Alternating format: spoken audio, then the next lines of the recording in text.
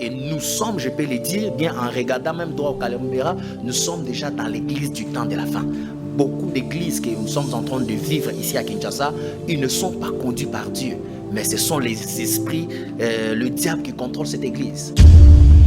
Quand on regarde peut-être le message du frère Branham, est-ce que vous savez que ça a beaucoup dérangé aussi, ça nous a beaucoup aussi dérangé nous les chrétiens, même si on ne le dit pas. Je ne vais pas dire le message, mais l'église du frère Branham. Okay. Cela veut dire que ça dérange beaucoup aujourd'hui.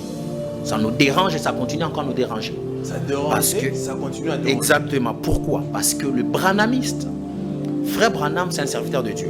Il a servi Dieu, il a fait la mission, il a vraiment marché avec Dieu. Et nous croyons à son onction.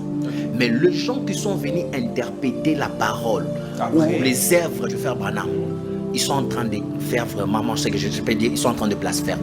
Pourquoi? Ils sont en train d'égarer les gens.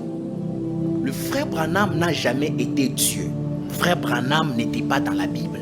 Frère Branham, c'est un homme que Dieu a établi pour être au service de Dieu. Et cela veut dire que nous croyons que Dieu a travaillé avec lui, mais il n'est pas Dieu. Ce qui apporte maintenant, aujourd'hui, nous voyons certains pasteurs qui apportent cette doctrine de prier dans l'église des frères Branham. Ça, c'est un grand blasphème, l'idolâtrie, et c'est interdit dans l'église. On ne prie pas frère Branham, mais on écoute le message. C'est par là que je vous avais dit que nous croyons que cet homme, il a porté la mission, il a porté le message de Dieu. Mais si maintenant l'église des branhamistes aujourd'hui, il commence à nous détourner, compliquer. Vous voyez quelqu'un dire, oh non, frère Branham, il était Christ qui était venu sur la terre et tout. Moi, je ne crois pas ça. Moi, je ne crois pas ça. Moi, je crois que cet homme de Dieu que je respecte, c'était un envoyé de Dieu. Il était venu pour une mission et Dieu l'a récupéré. Et cela veut dire que nous, les chrétiens, nous devons maintenant savoir que le vrai Christ, il est celui qui est mort pour que nous, on soit sauvés. Absolument. Le vrai Christ, il est celui qui s'est sacrifié. Frère Branham ne s'est pas sacrifié pour le peuple de Dieu. Par rapport à ce que Christ a fait avec moi, je peux laisser aussi l'histoire.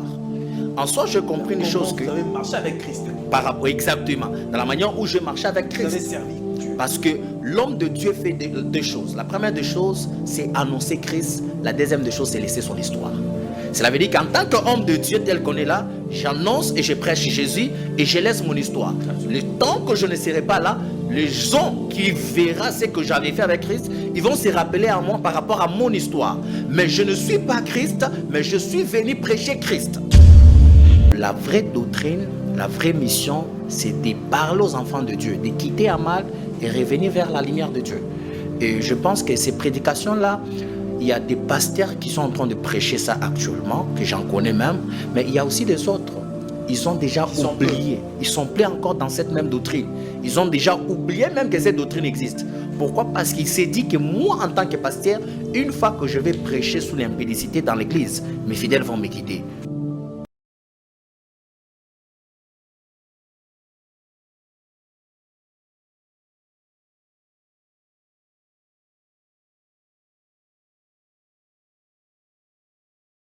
Quelle heure est-il? Quel est le temps dans lequel nous sommes, où nous vivons? Nous parlons de l'Église, nous parlons de sa mission, nous parlons de l'objectif et nous parlons de la doctrine. Aujourd'hui, l'Église pose beaucoup de problèmes. Il est constaté une certaine froideur au sein de l'Église aujourd'hui. Les gens vont à l'Église, mais c'est comme si les gens n'y allaient pas. Nous en parlons avec l'homme de Dieu qui a l'habitude de nous nourrir, ça fait un bout de temps. Un habitué aussi, un invité fidèle de cette émission que vous aimez tant. Lui, c'est le prophète Franck Mouteba qui nous fait honneur, qui nous a toujours fait honneur d'être avec nous. À qui j'ai dit bonjour et bienvenue, prophète Franck. Bonjour, M. Gilles. Merci beaucoup. Vous allez bien? Oui, ça va très bien. Je sais que ça a toujours été et vous allez toujours bien. Exactement. Très bien. Alors, prophète Franck, parce que nous parlons de l'Église, parce que nous parlons de la doctrine, nous parlons des objectifs de l'Église. Ouvrons d'abord cette émission par cette question, c'est quoi l'Église? Alors, premièrement, c'est que nous devons savoir, nous les enfants de Dieu, l'Église, d'abord, c'est l'ensemble de Dieu. Et l'Église qui est le corps du Christ, c'est un ensemble de Dieu où nous sommes là pour apprendre et aussi être révélés par la révélation du Christ qui est la parole de Dieu. Et une définition très simple, l'Église c'est l'ensemble de Dieu. Alors, comment trouvez-vous quand d'autres personnes disent qu'il y a l'Église locale ainsi que l'Église corps de Christ? Quelle est la différence entre Église locale et Église corps de Christ? Premièrement, l'église locale, c'est cette église que vous pouvez voir comme Les bâtiments et tout. Et l'église, le corps du Christ, d'abord, c'est l'homme en personne. Parce que en soi, l'église, ce n'est pas le bâtiment qu'on voit. L'église en soi, c'est le temple du Saint-Esprit. C'est ça même l'église. Et la différence qui est là entre l'église locale, ce sont des bâtiments, mais l'église, le corps du Christ, c'est Christ qui vit en nous, qui travaille en nous. C'est comment je peux dire. Prophète Franck, quelle est la mission qu'a l'église aujourd'hui? La mission de l'église? La mission de l'église, la première des choses, c'est de prêcher l'évangile. C'est ce que même on retrouve en Matthieu 29, 28 plutôt, du 18 jusqu'à 20. Là, vous allez voir que la Bible est en train de dire que je vous envoie d'aller prêcher l'évangile partout dans le monde. Et vous allez comprendre que la mission que Christ nous a donnée, c'est d'abord aller annoncer Christ dans le monde. Premièrement aussi, d'aller prêcher Jésus et aussi édifier les enfants de Dieu. Donc la vraie mission de l'Église, c'est réveiller, édifier, prêcher l'évangile et prêcher Christ dans l'Église. Eu égard à la définition ou bien dans l'exposé que vous venez de faire? Ça, c'est juste l'exposé, mais la vraie définition, nous allons le retrouver ça en Matthieu 29, 28 plutôt, le verset 18 à 20. Où vous allez voir, la Bible est en train de dire, je vous ai envoyé pour aller partout dans le monde et parler de Christ. Eu égard à ce que vous venez de dire, la manière dont vous avez exposé les choses, estimez-vous vraiment qu'aujourd'hui, l'Église respecte, ou bien l'Église est toujours dans sa mission d'antan, telle qu'annoncée et proclamée par le Seigneur Jésus-Christ dans Matthieu? Bon, actuellement, avec ce qui se passe dans le monde, on se rend compte que chacun est venu avec sa mission, sa doctrine ou la vision en question.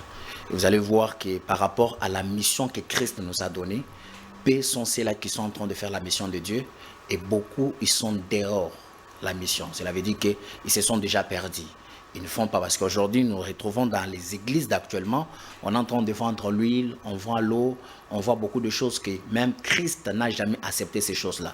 Si vous regardez dans la Bible, vous allez voir, une fois quand Christ a trouvé l'église qui était le corps du Christ, qui était devenu comme un marché, et Christ était en colère. Et c'est par là qu'il y a ceux-là qui sont en train de faire la mission du Christ, mais il y a aussi ceux-là qui sont déjà allés en dehors de la mission du Christ, qui se sont retrouvés à côté de la mission de Dieu. Le problème se situe à quel niveau?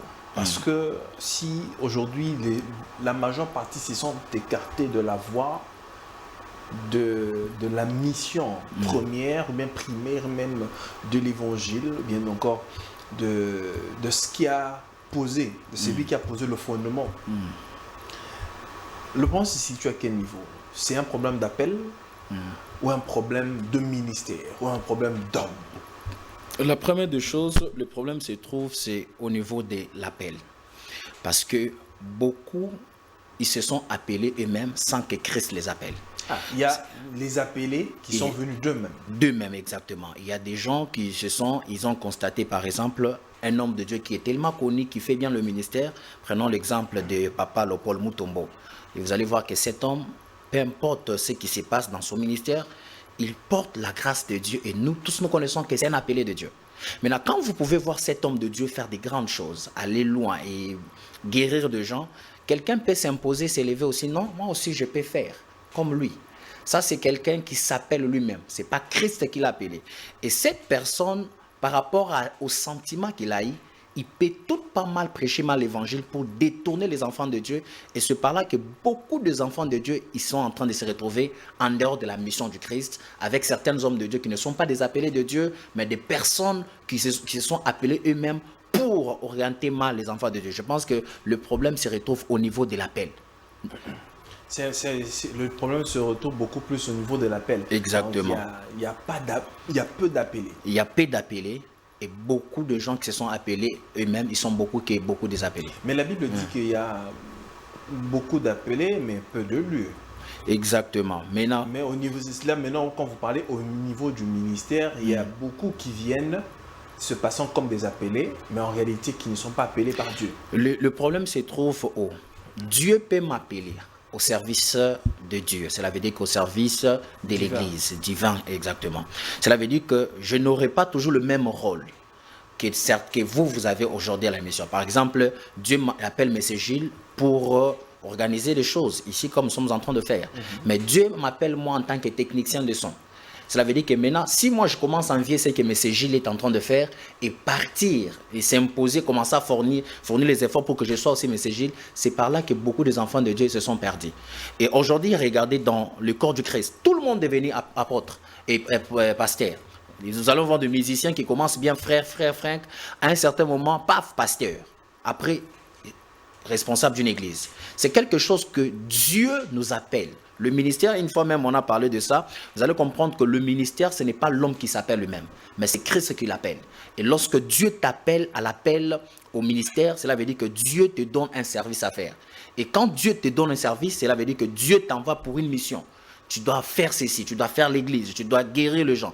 Et beaucoup des enfants de Dieu qui se sont appelés eux-mêmes aujourd'hui, ce sont eux qui ont mené vraiment beaucoup de désordre dans le corps du Christ. Il y a des gens tu peux avoir 10 membres, 100 membres, mais le Christ ne se manifeste pas dans l'église. Le miracle ne se manifeste pas. La guérison ne se manifeste pas. Le peuple de Dieu ne sont pas bénis. C'est un problème que le chrétien doit savoir que non, il y a certains endroits, si Christ n'est pas là, il est impossible que vous puissiez croiser Christ sur cet lieu-là. Pourquoi ? Parce que vous êtes avec une personne qui n'est pas appelée. Alors, prophète Franck, j'aimerais lire un verset ici dans Apocalypse chapitre 3, verset 14. Il est dit, écrit à l'ange de l'église de Laodicée, voici ce que dit l'Amen, le témoin fidèle et véritable, le commencement de la création des dieux.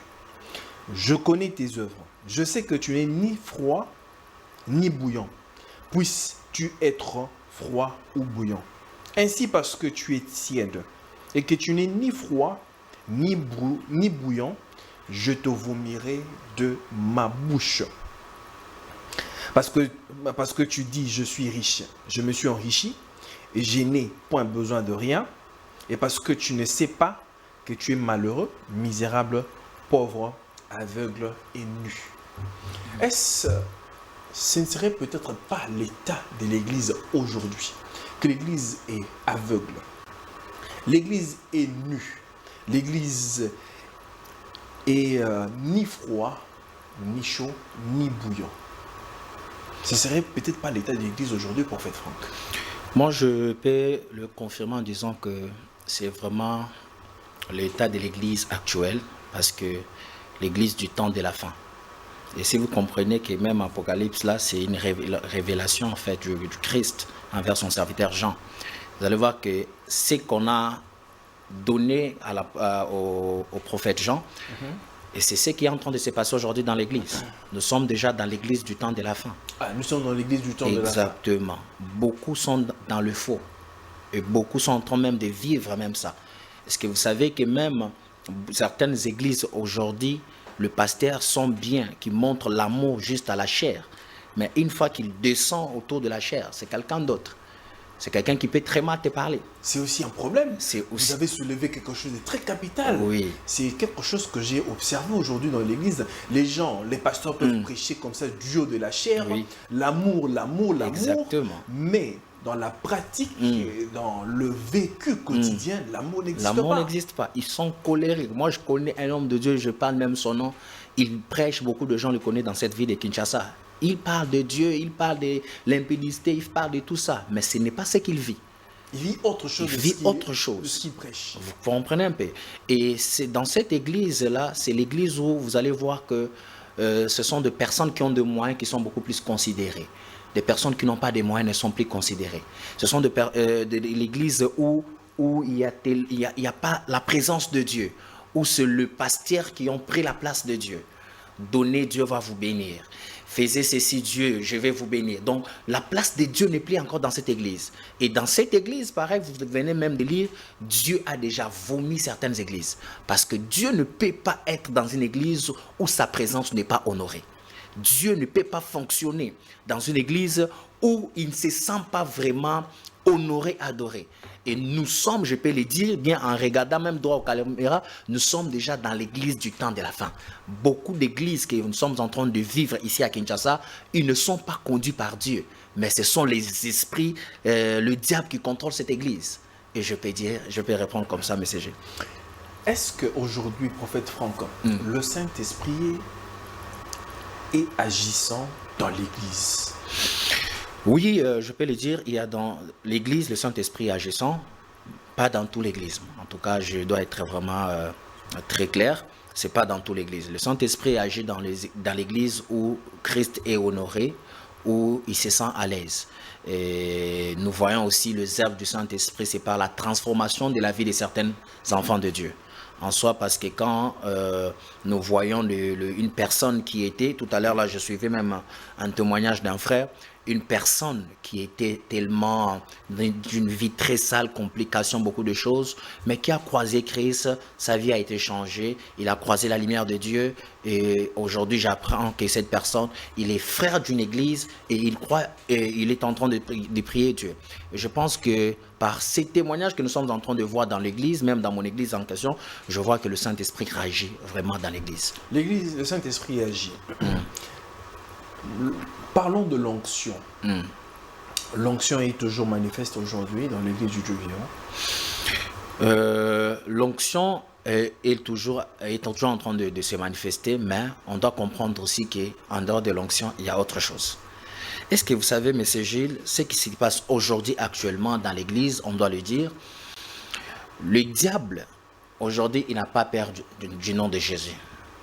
Cela veut dire que vous pouvez voir un pasteur qui s'est dit il est pasteur, mais il déclare ou il prêche au nom de Christ, mais ce n'est pas Christ. Parce qu'il y a beaucoup de Christ, il y a beaucoup de Jésus. Mais ce n'est pas dire que non, je te délivre au nom de Jésus, qu'une personne peut être délivrée, qu'une personne, c'est quelque chose qui nous montre que Christ est dans cette église. Alors l'onction prophétique, premièrement, l'onction prophétique agit dans l'église ou dans notre ministère à 4 niveaux. Le premier niveau, moi je peux le dire, c'est par la grâce prophétique, par l'atmosphère prophétique et aussi par le ministère de prophète. Parce qu'avant que le pasteur existe, le docteur existe, le ministère prophétique, c'est l'un des ministères le plus grand que certains ministères. Avant Abraham, il y avait des Thomas, il y avait certains prophètes qui étaient avant. Cela veut dire que l'objectif de l'église, aujourd'hui plutôt l'onction prophétique, agit dans l'église par la transformation de l'église. Je suivis un témoignage d'un homme de Dieu en venant, ça m'a fait du bien, c'est le témoignage du pasteur Marcelo, quand je vois, il vient de finir son église. Regardez la manière que cet homme de Dieu a commencé l'église. Cet homme de Dieu a commencé l'église ici à Kinshasa, au moment où beaucoup de gens ne pensaient même pas que non, cet homme allait réussir. Il a souffert, il a marché sans souliers. Il a marché sans habit, mais il a servi Dieu. À l'âge de 20 ans, 21 ans, cet homme a souffert pour l'église. Je connais M. Gilles, pour arriver dans une dimension où l'onction commence à agir, il y a ce qu'on appelle le sacrifice. C'est le sacrifice qui rapporte l'onction dans la vie d'un homme de Dieu. Si maintenant le canal qui doit libérer l'onction, il est sale, maintenant les gens qui seront autour de nous, il sera difficile que l'onction travaille. Moi, je pense que l'onction doit travailler avec la tête. Et maintenant, après le pasteur, ça commence aussi à agir dans la vie de certaines personnes qui sont autour du pasteur. Cela veut dire que vraiment l'onction de Dieu se manifeste aussi dans l'église. Parce que vous parlez de l'onction, prophète Franck, quelqu'un qui nous suit peut-être ne maîtrise pas, ne comprend pas, c'est quoi l'onction?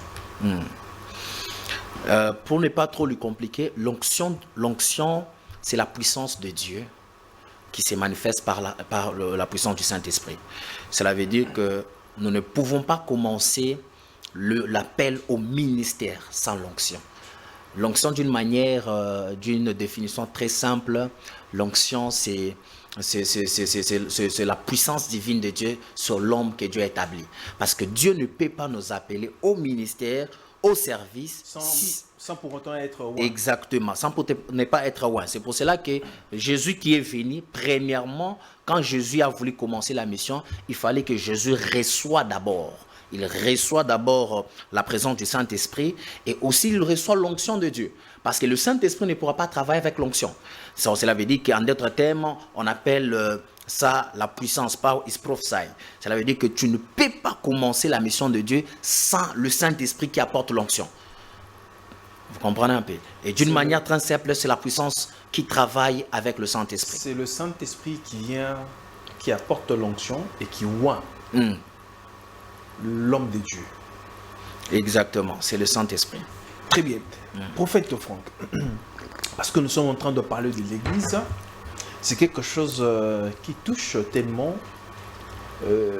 bon nombre de gens aujourd'hui, parce que nous savons, comme vous venez de brosser le tableau, nous sommes dans l'Église du temps de la fin, dans une période très compliquée et puis difficile, parce que les signes font que, voilà. Parlons de la doctrine. Parce qu'aujourd'hui, chaque personne dans son église a sa doctrine. Vous verrez que les kimbanguistes ont leur doctrine, les branhamistes ont leur doctrine, ceux de l'église de réveil ont leur doctrine, les catholiques ont leur doctrine, les protestants, les adventistes, chaque personne a leur doctrine. Où se situe alors la vraie doctrine, prophète Franck? J'ai toujours attendu cette question, je me prépare vraiment sur ça. C'est ce qui dérange beaucoup plus aujourd'hui beaucoup des enfants de Dieu par rapport à la doctrine. Et on ne sait plus dans quelle doctrine, quel message croire. Cela veut dire que chacun a sa doctrine, chacun a le message. Et aujourd'hui, chacun de nous peut se réveiller. J'ai même appris qu'à Lubumbashi, il y a un prophète qui a aussi apporté sa propre doctrine plutôt. Donc là-bas, pour que tu entres dans l'église, que ce soit femme ou homme, vous devez vous faire coiffer les cheveux. Voilà un peu. Donc moi je pense que la vraie doctrine, la doctrine chrétienne, c'est enseigner en fonction des Écritures de Christ, qui est la parole de Dieu. Ça c'est la vraie doctrine. Enseigner ou interpréter la parole du Christ.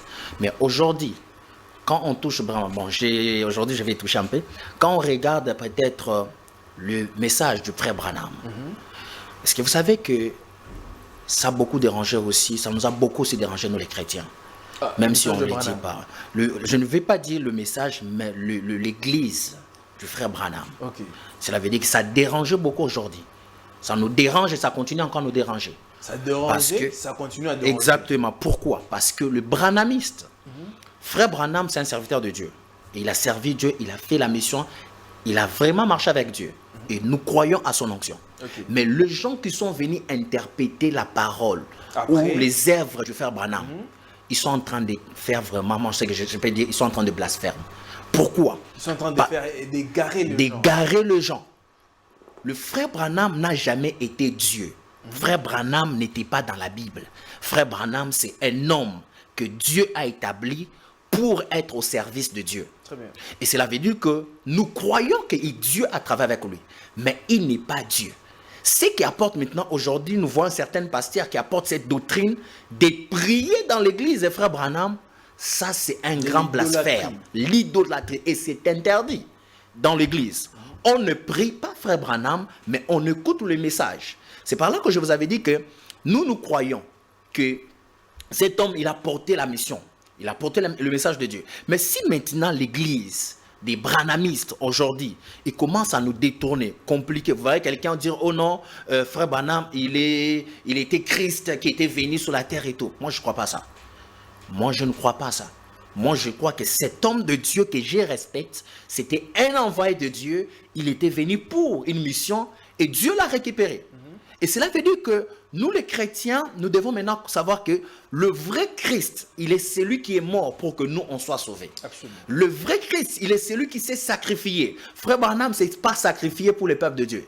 La souffrance de frère Branham et la souffrance de Jésus, on ne peut jamais comparer ça. Il est un serviteur. Il est un serviteur de Dieu. Comme Paul, exactement, Pierre, frère serviteur de Dieu. Exactement. C'est un homme qui est venu comme tous les hommes. Il s'est marié, il a eu des enfants. Jésus est venu, Jésus s'est marié avec l'église. Jésus, il était le pouls de l'église. Cela veut dire que nous ne pouvons jamais prendre frère Branham et lui mettre en disant que non, il est Dieu, on doit prier au nom du frère Branham. Ça, c'est faux et on interdit ça.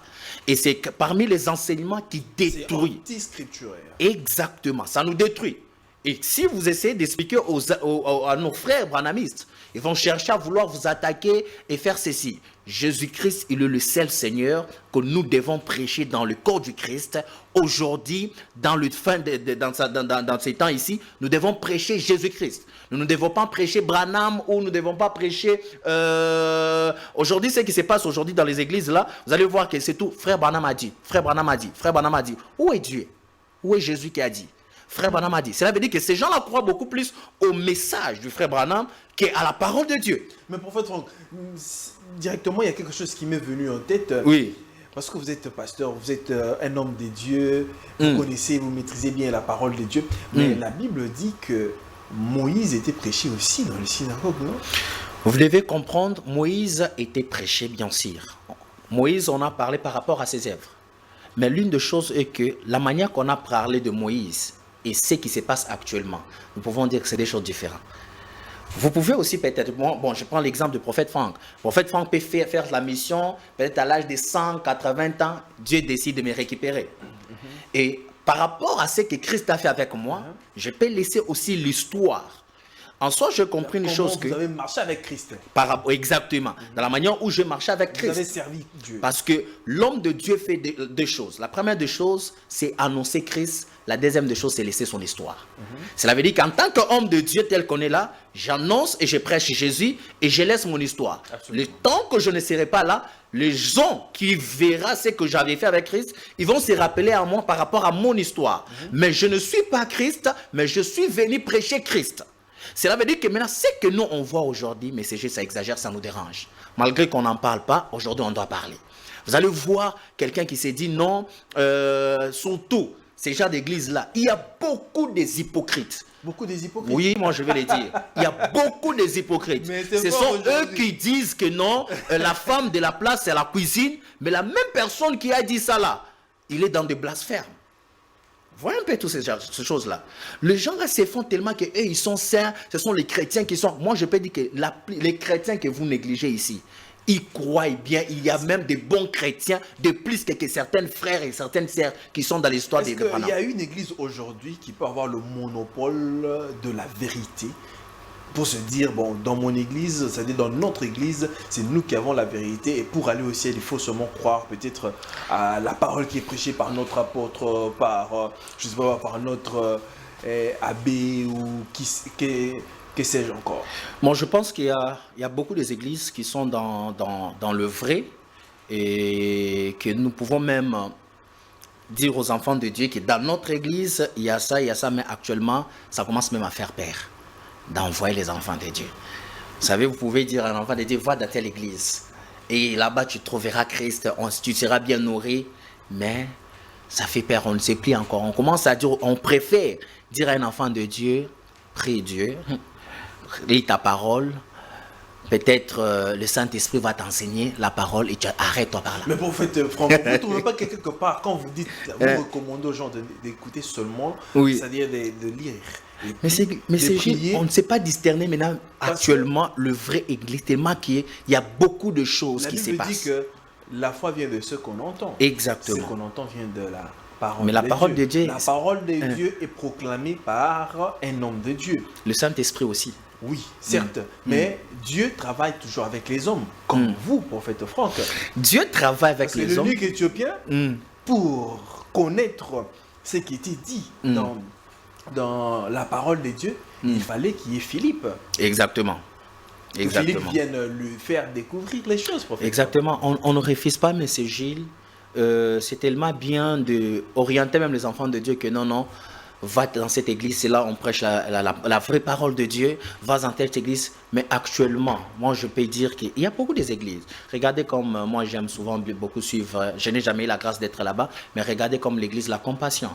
Peu importe avec tout ce qui est arrivé dans la vie de pasteur Marcelo, vous sentez que là-bas il y a la parole. Cette église-là, il n'y a pas des choses de prophétie. Il n'y a pas, oh non, Dieu a, bien sûr, Dieu peut parler, mais ils ont aussi leur manière de gérer. Mais prophète, donc vous êtes prophète, Oui. donc vous-même, vous ne croyez pas aussi à la prophétie ou quoi? Je crois à la prophétie. Ouais. Et je suis prophète et je prophétise même, je crois à la prophétie. Mais Vous refusez quoi? je- Le désordre qui existe ce dans que je refuse, c'est la manière où la prophétie est en train de travailler actuellement. Vous voyez un peu. Ce n'est plus Dieu qui parle, mais ce sont les hommes qui s'établissent. Si Dieu ne me dit rien, actuellement, je vois beaucoup de gens. Moi, je fais plus de live.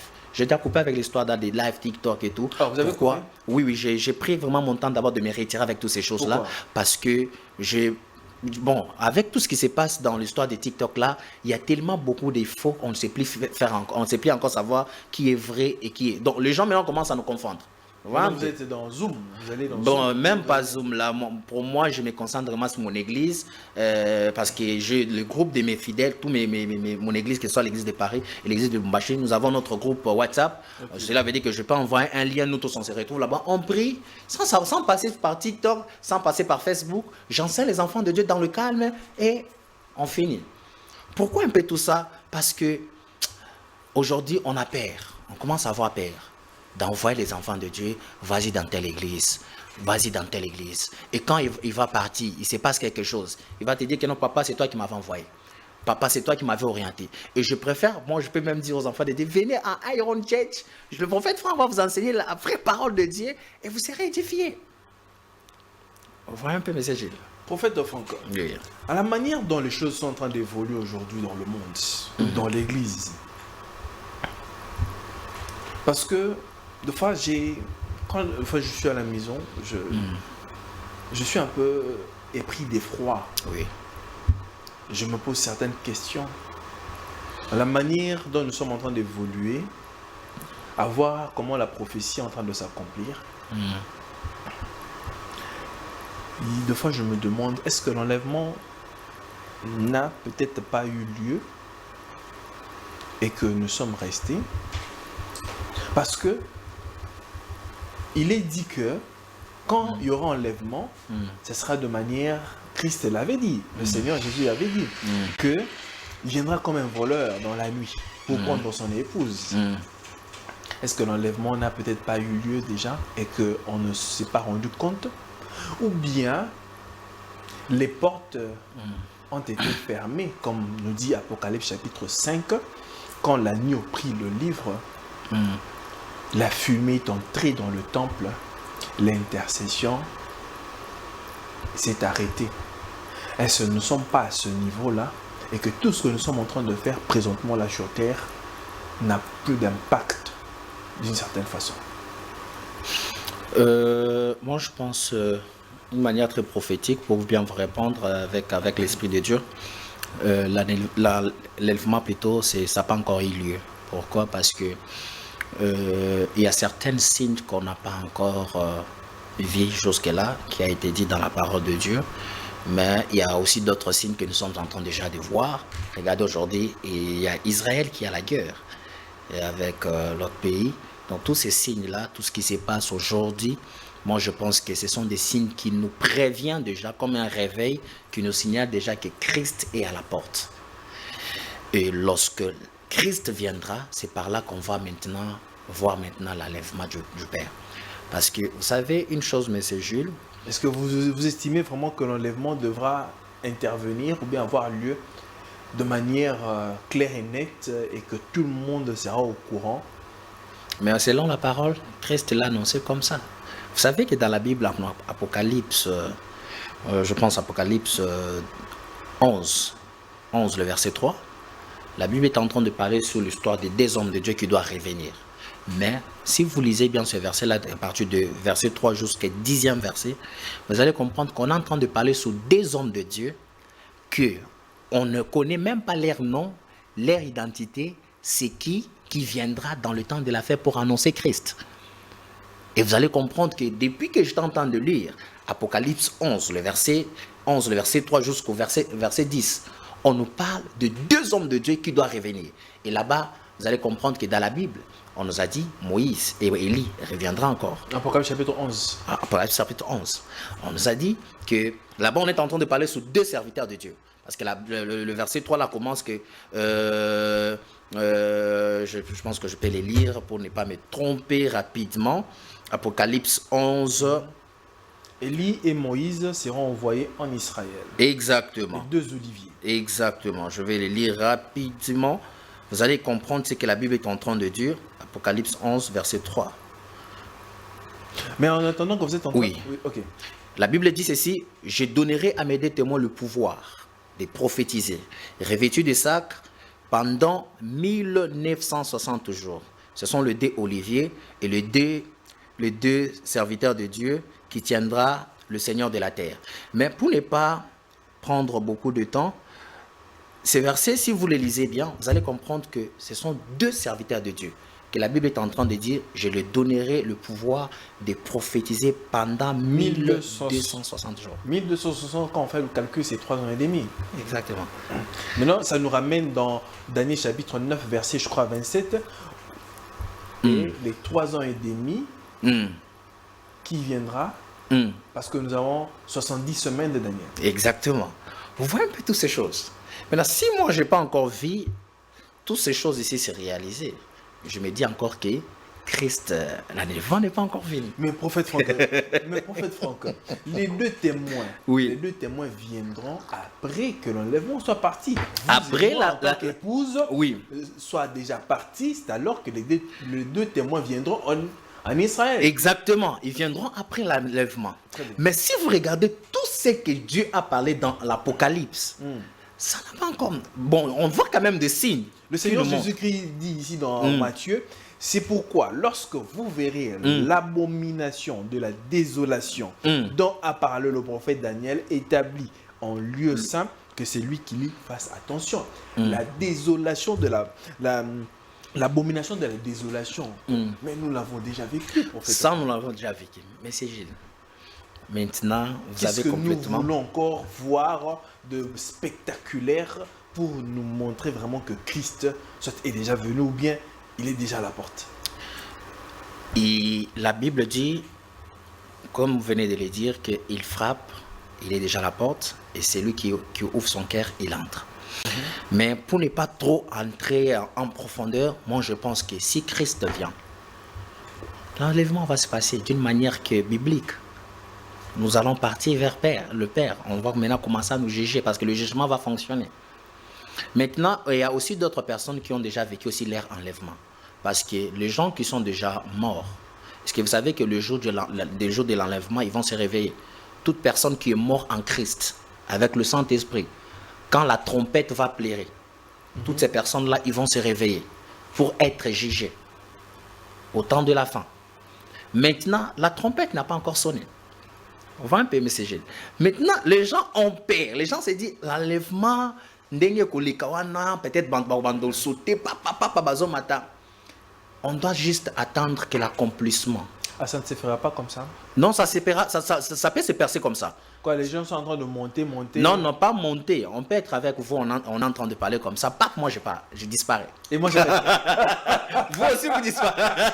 Voilà, je disparais. Donc, Jésus va commencer à récupérer ses pauvres enfants. Maintenant, les autres qui doivent rester, c'est maintenant ce qui se passera que non, on va maintenant te poser maintenant des cachets. J'ai oublié le terme, le vrai terme. Cela veut dire que des tatouages. C'est ce qui doit se passer maintenant autour. La marque de la bête, exactement.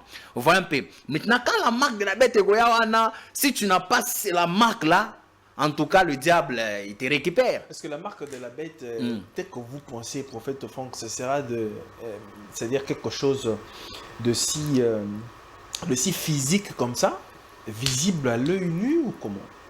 Pour moi, je pense que ça doit être... Ou bien c'est au niveau, c'est spirituel. Ça sera le plus physique en fait. Physique parce que la marque là, ça sera comme un signe que le diable va te reconnaître et non, Mais prophète Franck, comment est-ce que nous sommes reconnus dans la dimension spirituelle en tant qu'enfants de Dieu? Parce que le Saint-Esprit est aussi le signe, est un gage pour le croyant.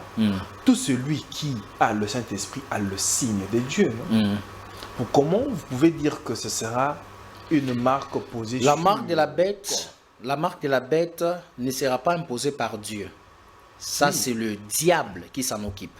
Maintenant, nous, notre cachet, c'est la présence du Saint-Esprit qui est en nous.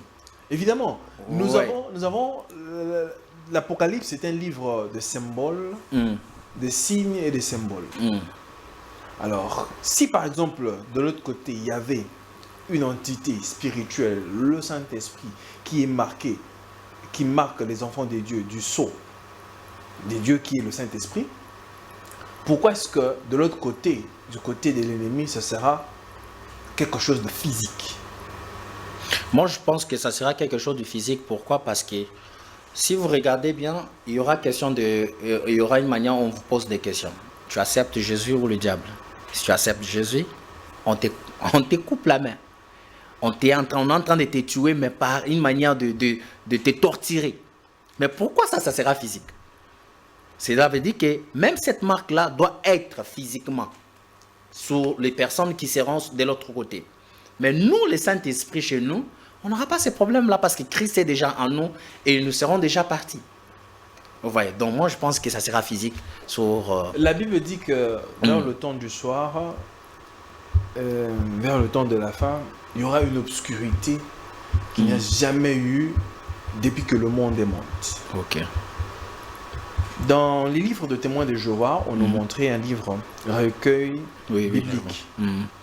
Et dans ce recueil biblique-là, on montrait comment est-ce qu'il y avait une obscurité où les gens ne pouvaient pas, même quand il y a la lumière comme ça, vous n'arriverez même pas à voir ce papier Ce blanc. papier, oui, oui.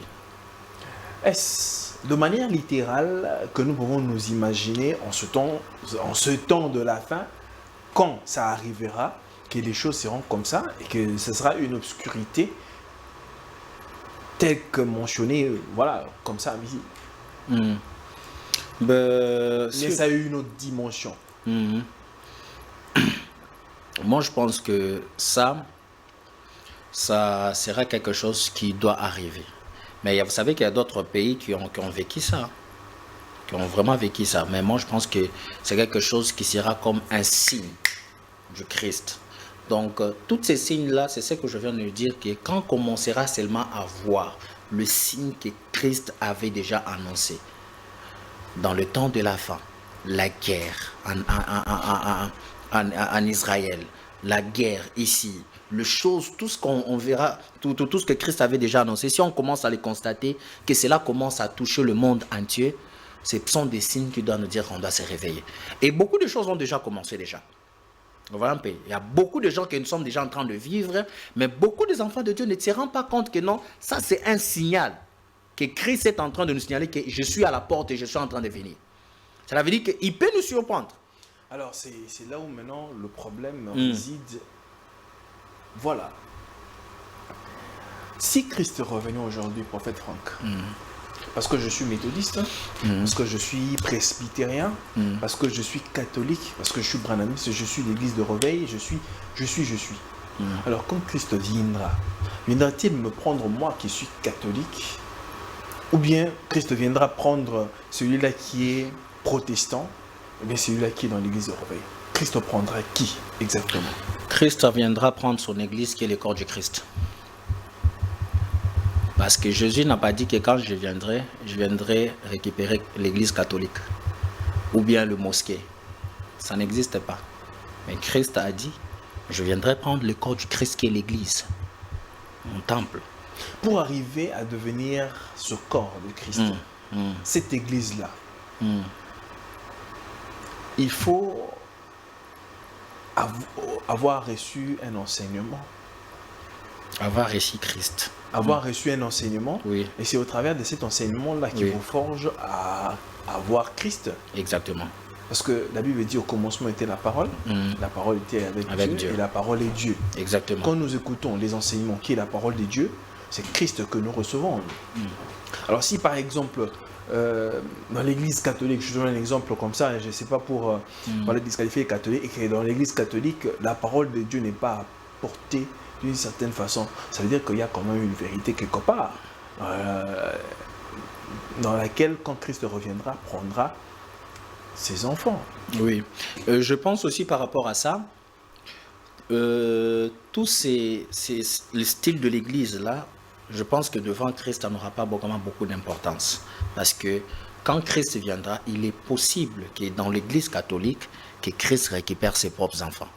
Parce que il y a des gens qui peut-être qui sont dans l'église catholique, mais Christ les écoute. Et Christ les connaît. Il y a aussi les gens qui sont dans l'église des témoins. Et Christ le voit et Christ le voit. Maintenant, ça sera question Yamotema. Et celui qui a déjà vaincu le cœur de Christ, Christ viendra le récupérer. Et ça ne sera pas tout le monde. Cela veut dire que le tirage au sort, Christ prend ici, c'est par rapport aux gestes que nous avons faits sur terre, la vie que nous avons menée sur la terre. Parce que nous ne pouvons pas qualifier tous ces gens, non parce que tu es de telle église, tu n'iras pas au ciel. Non, c'est parce que j'ai accepté Jésus. Si ces gens-là croient en Christ et ils acceptent Jésus comme Seigneur et Sauveur, il est possible que Jésus puisse venir les récupérer. Prophète Franco, parce que nous sommes toujours là, oui. Dans la doctrine, aujourd'hui dans l'Église, pourquoi les prédications du genre repentance, repentez-vous, car le royaume des cieux est proche, oui. Abandonnez X, abandonnez cela, revenez à Christ. Ces prédications-là qui arrivaient à toucher le cœur des enfants de Dieu, à recevoir le baptême du Saint-Esprit, conduire les gens dans la voie de la nouvelle naissance, ces prédications n'existent plus. Aujourd'hui, nous sommes dans des prédications des mystères.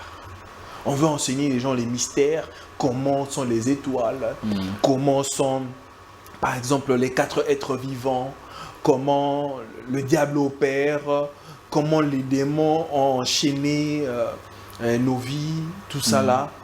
Mais le basique n'est pas apporté. Le vrai lien ne serait peut-être pas que celui-là qui n'est pas encore sauvé, prophète Franck. Pourquoi ce genre de prédications ne sont plus apportées aujourd'hui? Exactement, c'est un grand problème que nous avons presque dans le monde actuellement. Et on n'a plus ces genres d'enseignement parce que les gens, le pasteur cherche à prêcher en fonction de ce qu'il constate dans l'église. Okay. Cela veut dire qu'aujourd'hui, le pasteur se réveille, il se dit non, en tout cas, comme les peuples se sont affaiblis, je dois changer ma manière de prier, peut-être une prédication de motivation, bénédiction. Et quand on prêche ce genre de prédication, les enfants de Dieu sont motivés, et en oubliant que la vraie doctrine, la vraie mission, c'est de parler aux enfants de Dieu, de quitter Amal et revenir vers la lumière de Dieu. Et je pense que ces prédications-là, il y a des pasteurs qui sont en train de prêcher ça actuellement, que j'en connais même, mais il y a aussi des autres. Ils ont déjà oublié. Ils sont plus encore dans cette même doctrine. Ils ont déjà oublié même que cette doctrine existe. Pourquoi? Parce qu'il s'est dit que moi, en tant que pasteur, une fois que je vais prêcher sous l'impudicité dans l'église, mes fidèles vont me quitter. Je préfère prêcher sur ça, prêcher sur la bénédiction, la prospérité. Pourquoi? Parce que les fidèles seront là, ils vont aimer. Et aujourd'hui, c'est quelque chose que même beaucoup de chrétiens sont séduits par rapport aux enseignements de bénédiction, prospérité, voyage et tout. Mais on a oublié que la vraie doctrine, c'est de prêcher Christ et de rappeler aux enfants de Dieu de quitter dans une vie, une vie qui n'est pas propre et de rentrer dans la mission de Christ. Et toutes ces choses-là, on ne les retrouve pas dans l'église parce que le pasteur cherche à garder l'église plus que Christ. Vous voyez un peu.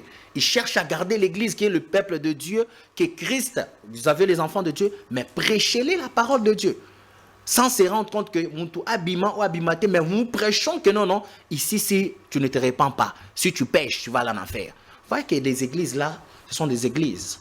Et aussi, ce n'est pas, moi je peux le dire encore, mais c'est juste, ces gens des hommes de Dieu qui ont réussi à regarder comme un homme, comme j'ai beaucoup parlé trop de lui aujourd'hui, le pasteur Marcelo, rester fidèle dans le ministère. Qu'il est là, c'est pas facile, hein? Parce que beaucoup ont commencé comme lui, ils se sont retrouvés à côté. Mais lui, il est resté dans la même enseignement, l'impédicé, l'évangile, quitté dans le péché, interdiction de ça. Et c'est pas quelque chose de facile. Beaucoup ont commencé comme lui, mais ils ont déjà changé de message. Pourquoi? Parce que le problème est que ils ont compris une chose que non, peut-être ça les fidèles, ils cherchent à prêcher en fonction des fidèles.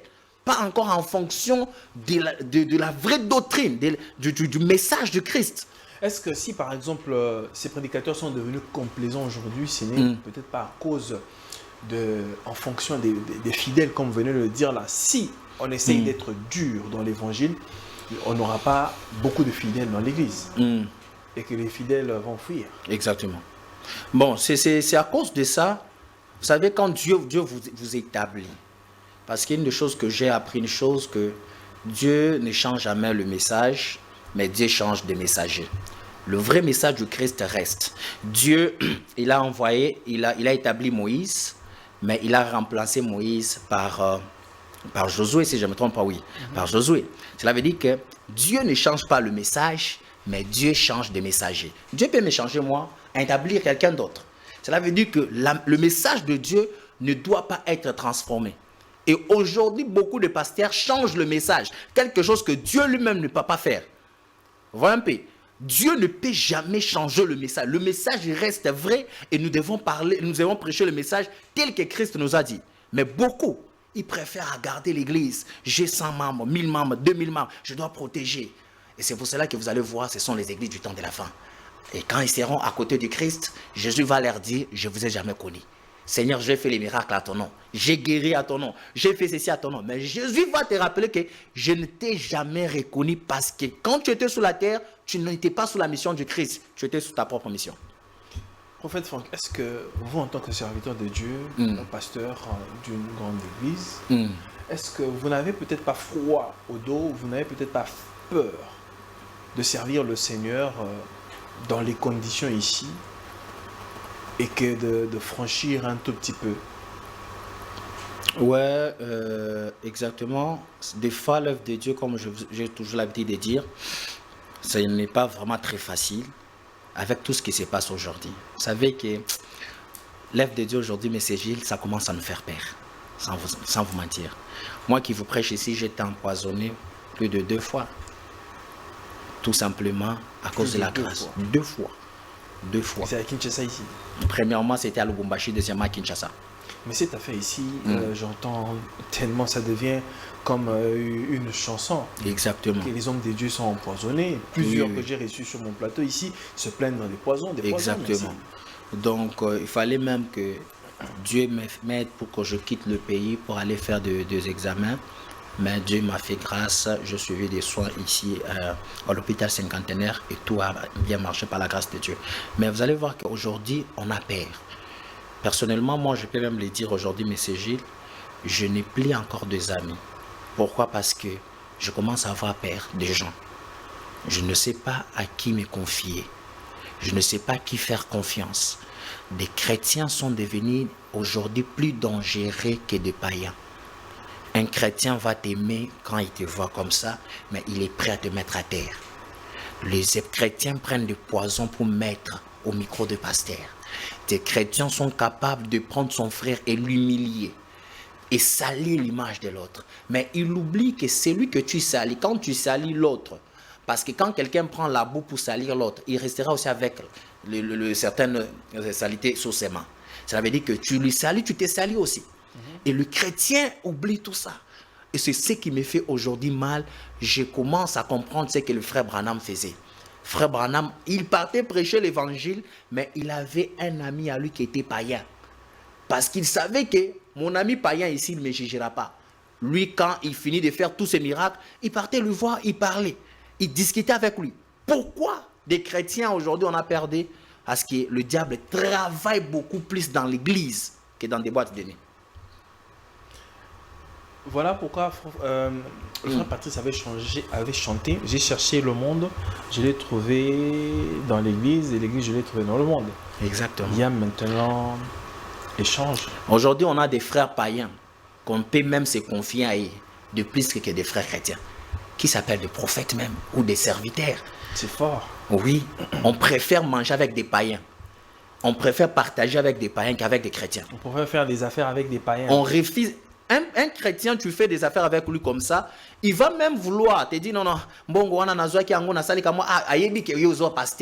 mais un païen, il va vraiment, vous pouvez faire d'affaires avec lui. Et il te respecte. Il te respecte, vous évoluez bien dans les affaires.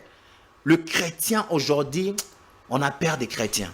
Et que c'est compris chaque jour que Dieu nous aide à avancer cet œuvre qui nous donne la force. Et ces personnes-là, de continuer. pouvons-nous toujours les appeler des chrétiens ou bien ce sont des aspirants chrétiens?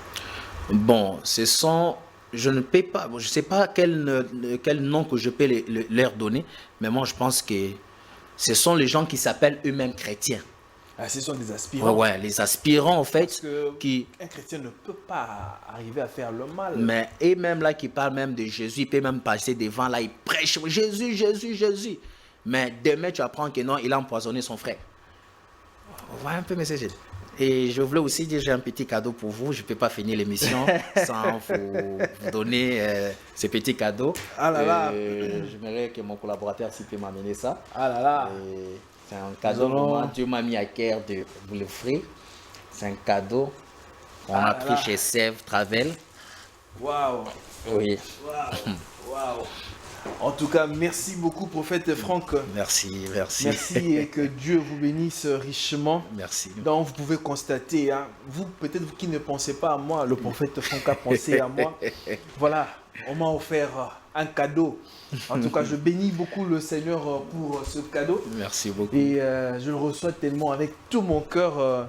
Et que le Seigneur vous bénisse, prophète Franck. Amen, amen. En tout cas, que le Seigneur vous bénisse richement. Amen. Pensez au moins à nous comme ça nous fait énormément du bien.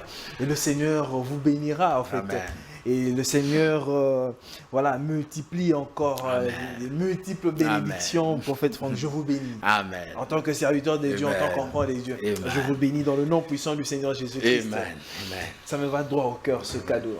Je le garde jalousement alors. Prophète Franck, alors pour mettre terme à cette émission, un mot à toutes les personnes qui vous ont suivi. Quel est le message que vous pouvez donner aux enfants de Dieu aujourd'hui? Le message que je peux donner aux enfants de Dieu, la Bible est en train de dire dans le livre de Joël 3,9, la Bible dit: publier ces choses parmi les nations, préparer la guerre et réveiller les héros. Et je pense que le message que je dois donner aux enfants de Dieu, nous devons se réveiller. Tenez-nous à la main, avançons. Nous sommes en guerre contre notre ennemi, notre adversaire, c'est le diable. Nous ne sommes pas en guerre contre nous-mêmes les chrétiens, mais nous sommes là en guerre contre notre premier ennemi qui est le diable en question. Donc on doit se tenir à la main pour combattre les diables et faire la mission de Christ. Prêcher Jésus partout dans le monde, évangéliser les enfants de Dieu, prêcher la vraie parole et rentrer dans la mission du Christ. Et c'est vraiment quelque chose que je vous demande avec un bon cœur. Et je pense que le Seigneur va nous aider. Tous ensemble, nous allons réussir. Que mon Dieu vous bénisse abondamment. Merci beaucoup, prophète Franck. Merci de votre disponibilité. Yes. Merci pour tout. Yes. D'être toujours un attaché de cette émission. Amen. Et que Dieu vous bénisse richement. Amen. Amen. Et qu'il bénisse aussi l'homme de Dieu, l'héros dans l'ombre. Un jour, il sera aussi là. Exactement. Et les téléspectateurs vont le découvrir. Exactement. Très bien. Mesdames et messieurs, c'est ici que nous mettons terme à cette émission. Vous qui nous avez suivis et qui aimez ce que nous faisons, je vous dis un grand merci. Un grand merci. Pensez à nous comme ça nous fait énormément du bien, quoi. Partout où vous êtes, ça nous motive encore, en fait, de continuer à faire ce travail tant difficile.